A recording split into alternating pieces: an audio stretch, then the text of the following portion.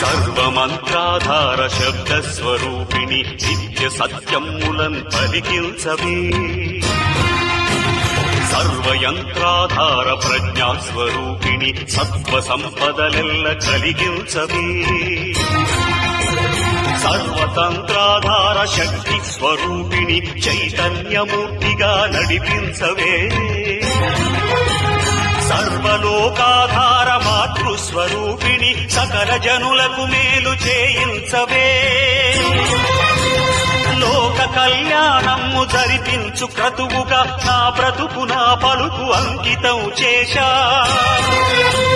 లోక శ్రేయస్సుకే నా సర్వశక్తులు ధారపోసెదనింక జగదేక మాత